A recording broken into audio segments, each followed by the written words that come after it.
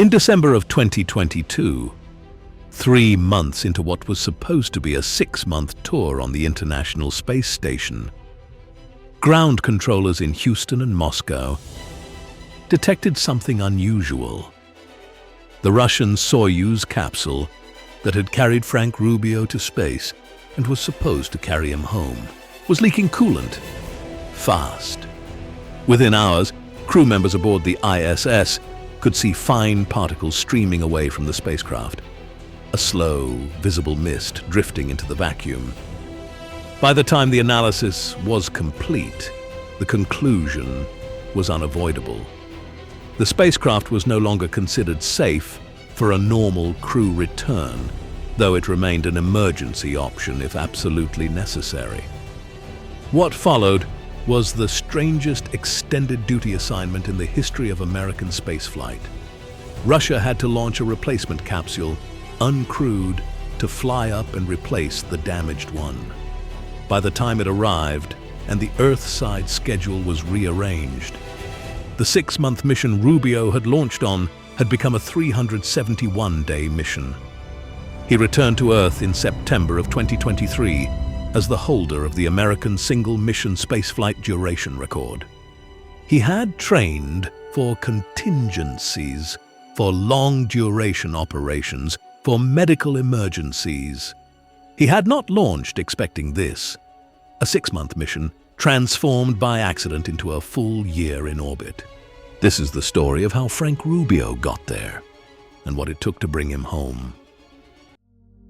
Frank Rubio was not a typical astronaut candidate. He was not a test pilot. He was not a planetary scientist. He was a soldier who was also a doctor. And that combination, as unusual as it sounds, turned out to be exactly the kind of profile NASA had been looking for. Born in Los Angeles in 1975 to Salvadoran immigrant parents, Rubio grew up in Miami. He earned his bachelor's degree at West Point, where he studied international relations. He then went to medical school at the Uniformed Services University of the Health Sciences, the federal institution that trains military physicians. By the time he finished his training as a flight surgeon, he had also qualified as a Black Hawk helicopter pilot and joined the 7th Special Forces Group. He flew in combat over Iraq and over Afghanistan. He logged more than 1,100 hours in military helicopters, and more than 600 of those in active operations. He treated wounded soldiers and flew them out of remote landing zones. He spent the better part of 15 years in a profession where decisions were made under time pressure that could kill you, and where the wrong choice would also kill people who were relying on you to make the right one. By 2016, when NASA opened its first astronaut application cycle in 4 years, Rubio had compiled the kind of resume that astronaut selection panels read carefully. He was a pilot, a surgeon, a combat veteran, and a doctor with operational field experience under extreme conditions. He applied. NASA received about 18,300 applications in that cycle. In June of 2017, the agency announced that it had selected 12 candidates for its newest astronaut class. Rubio was one of them. The class he joined was internally nicknamed the Turtles. They spent the next 2 years moving through NASA's basic training program in Houston, a curriculum that turned selected candidates into operational astronauts ready for mission assignment. By the time Rubio graduated from training and was formally eligible to fly, he had been at NASA for almost 3 years and was approaching 45 years old. His first assignment came in 2021. He would fly as a mission specialist aboard a Russian Soyuz capsule, joining Expedition 68 and 69 on the International Space Station for a standard 6-month rotation. His crewmates for the flight up would be 2 Russian cosmonauts, Sergei Prokopyev and Dmitry Petelin. The launch was set for September 21st, 2022, from the Baikonur Cosmodrome in Kazakhstan. The launch went well. The docking with the ISS went well. Rubio joined the existing crew and began the routine work of a long-duration space mission, running scientific experiments, maintaining station systems, communicating with mission control across multiple time zones in 2 languages. For 3 months, everything proceeded almost exactly as planned. Then, on December 14th, 2022, the Soyuz MS-22 began to leak. The leak was first detected on the ground. Russian flight controllers in Moscow noticed an unexpected drop in internal pressure inside the Soyuz cooling system. Within minutes, they were on the radio with the ISS. The crew was instructed to look out the appropriate windows. They saw what looked like a fine mist of particles streaming away from the docked spacecraft. The diagnosis was rapid. The Soyuz had been struck by something. The most likely candidate, based on the impact angle and the timing, was a micrometeoroid, a piece of natural space debris, probably no larger than a grain of sand, traveling at the velocity of orbital space, around 17,000 miles per hour. Even something that's small carries the kinetic energy of a small projectile. It had punctured an external coolant line on the Soyuz. The leak was draining the spacecraft's thermal control system. The implications were serious. The concern was not the heat shield itself. The descent module's ablative coating could still handle the plasma of atmospheric re-entry.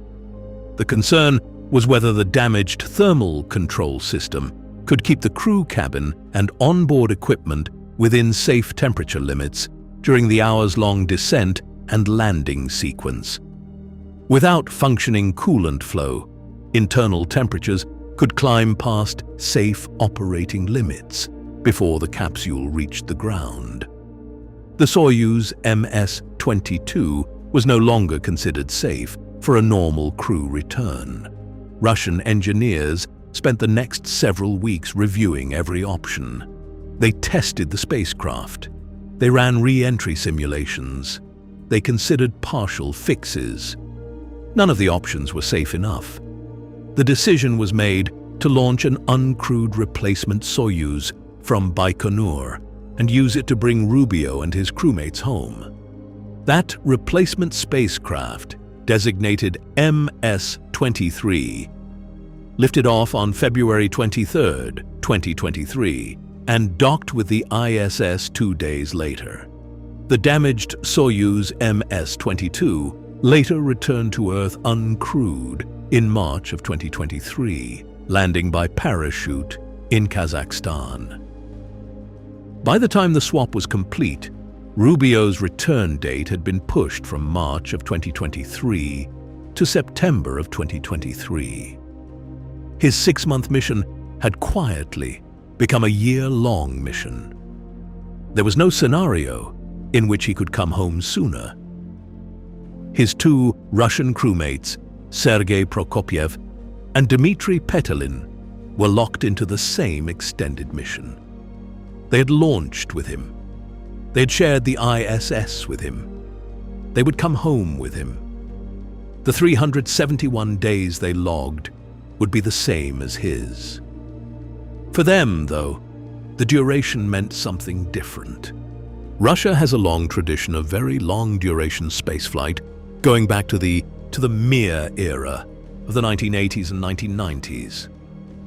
The all-time single mission record is still held by Soviet cosmonaut Valery Polyakov, who spent 437 days continuously aboard Mir between 1994 and 1995. Several other Russian cosmonauts have flown missions over 300 days. By Russian standards, 371 days was a long mission, but well within the range of what their program had asked of its people before. By American standards, it was unprecedented. For Rubio personally, the extension carried real weight. He had 4 children at home, the youngest just starting elementary school. He had a wife who had built her own schedule around a 6-month absence. He had been preparing himself for half a year away from his family, and the calendar had just doubled. For NASA, the extension turned into one of the most scientifically valuable accidents in modern human spaceflight. Rubio was now the first American astronaut to spend a continuous year in space on a single mission. That meant he was also the first American to provide biometric data across a full year of microgravity exposure against a baseline established before launch. The Human Research Program at Johnson Space Center quietly began converting his extended stay into one of the largest single-subject medical studies in the history of human spaceflight. Cardiovascular adaptation, vision changes, bone density loss, vestibular drift, immune system modulation. Every system NASA tracked was being measured at higher resolution and over a longer duration than it had ever been able to track in an American astronaut before. Beyond the medicine, Rubio continued running scientific experiments at roughly the same pace as the rest of the crew. Plant biology in a microgravity environment, materials research, cellular studies. By the end of his mission, he had completed approximately 700 hours of scientific work that had not been on the original schedule. Researchers on the ground simply added experiments as time allowed. Rubio worked through them one at a time. He later said in interviews after the mission that the hardest part of the year had not been the physical strain of microgravity or the operational complexity of running an extended mission. It had been the simple fact of being away from his children for 6 months longer than he had told them he would be. There was no training for that part. On September 27, 2023, Rubio undocked from the ISS aboard the Soyuz MS-23, along with his 2 Russian crewmates. The capsule deorbited, re-entered the atmosphere, and parachuted to a soft landing in the steppes of Kazakhstan 3.5 hours later. He had been in space for 371 days, 6 days longer than the longest single mission of any American astronaut before him. Ground crews opened the capsule hatch and lifted him out manually. He could not stand on his own. His muscles had atrophied across the year of microgravity. His vestibular system was still adapting to the sudden reintroduction of full Earth gravity. He was carried to a recovery chair, wrapped in blankets, and immediately examined by NASA flight surgeons, who had been waiting in Kazakhstan for this exact moment. He smiled. He answered questions in both English and Russian. He kept his composure throughout the post-landing examination. The video of his recovery shows a man who had clearly been through something extraordinary and who was clearly aware of what it would take to recover from it. The data NASA collected during his year in orbit and the months of his recovery is now informing every long-duration mission the agency is preparing for. The future crews who will travel to Mars will be flying with protocols that exist, in part because Frank Rubio spent 12 months on the International Space Station after he had only been told he would spend 6. In June of 2026, NASA named Frank Rubio to the 4-person crew of Artemis 3, the mission that will rendezvous and dock with commercial lunar landers in Earth orbit before the actual lunar landing flies on Artemis 4. Rubio will be aboard. His career path now reads as a single continuous thread: combat helicopter pilot, flight surgeon, astronaut, holder of an American spaceflight duration record set entirely by accident. Soon, a participant in the mission that will quietly rehearse America's return to the surface of the moon. The year on the ISS that he was never trained for is now part of the data that everyone after him will be trained with. He came home. He went back to work. And the next mission, the one he is preparing for right now, was scheduled before the leak that changed his life had even been forgotten.